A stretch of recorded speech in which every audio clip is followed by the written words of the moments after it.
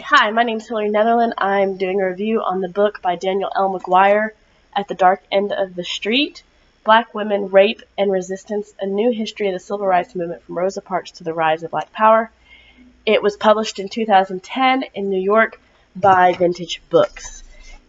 Danielle McGuire uses this book to propose a new aspect, a new element of the civil rights movement, a new motivator of the civil rights movement that had not been pursued before. Brutalities and mistreatments have been studied. I mean, there's assassinations, and there's police brutality where we see the dogs and the fire hoses let go on children, but nobody's ever really studied the rape or sexual violence aspect of the civil rights movement. And she argues that that was a big motivator among the women that took part in the civil rights movement.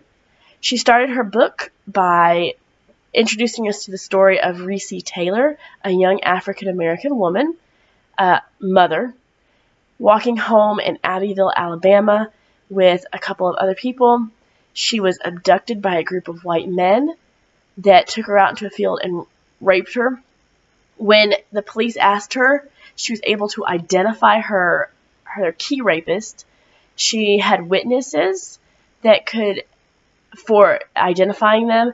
There was an arrest, but when the trial went to the grand jury twice, the indictment was never held out. And this was very common for the rapes of African American women.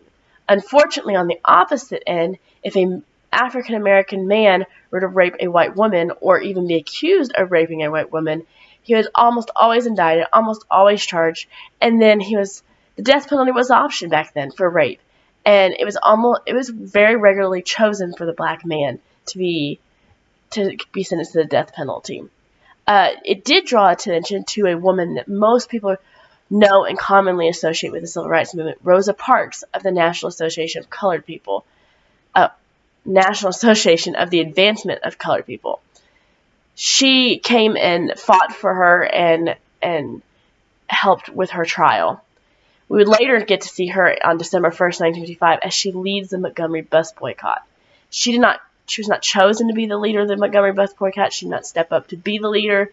They were actually looking for a face for the bus boycott, but they couldn't find anybody. They had found one 15-year-old girl who had been beaten on the bus, but she ended up pregnant, and they didn't feel like it gave a good moral outlook on the cause. So on December 1st, Rosa Parks refused to give up her seat, and she started what we know as the Montgomery bus boycott.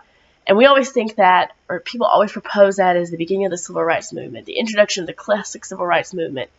But what McGuire proposes is that's actually the end of a long stream of just being tired of being mistreated as African American women by white men. So it makes sense to McGuire because the bus boycott lasted for 381 days, and she stated that there's just no way that hundreds of middle-class, working-class black women would have gone through the misery of the boycott for that long if there wasn't a reason for it.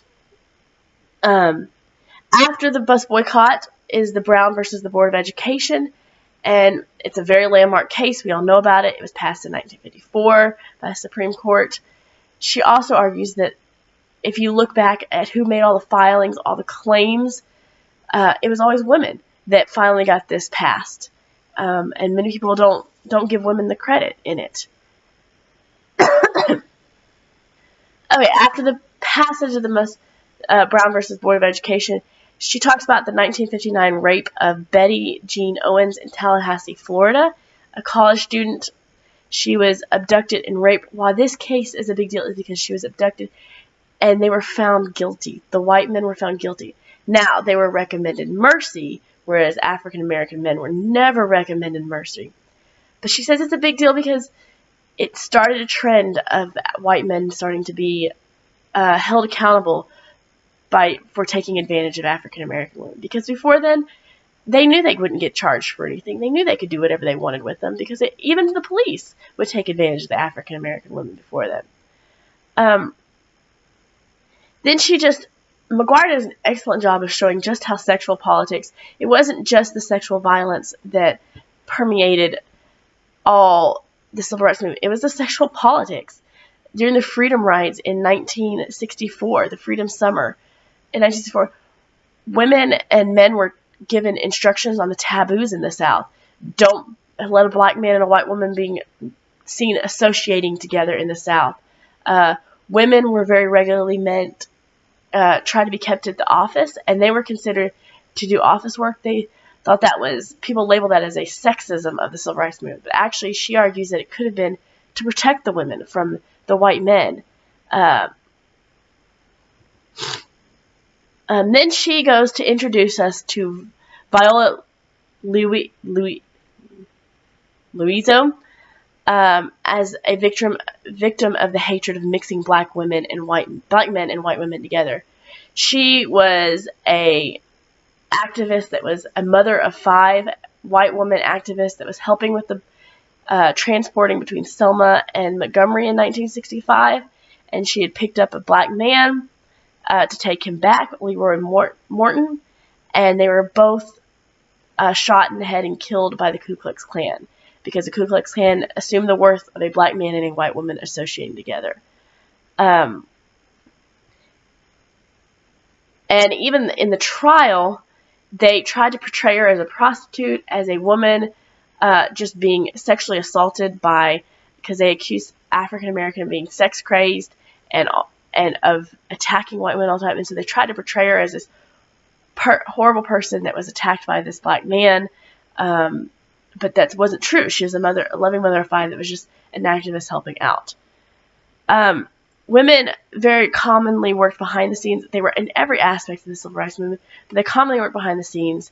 Joanne Robinson, it wouldn't be without Joanne Robinson taking care of all the details that Martin Luther King would have been as successful as he was.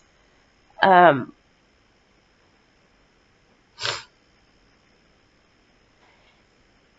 the final case that she talks about is Joanne Little's case, and her case was significant in the fact that it didn't just bring black activists, it brought women activists out, it brought activists against the death penalty out. It was the first time that all these activists worked together to free a black woman. She had been jailed for attacking a white jailer and killing him, even though he was the one that attacked her and attempted to rape her. She's listed as part of the second wave feminism of speaking out against sexual violence, but what she is just a long line of women in African American society that had been speaking out against sexual violence for over a century. This book is an exceptional book. It's worth reading. It gives detail. It's easy read. It's detailed descriptions. It gives lots of case studies, and it's a good read for just general public or the academic. I think she does an excellent job of proposing a new aspect of a new element, a new facet of the civil rights movement. She doesn't take away from any of the other aspects. She just adds to it. Thank you.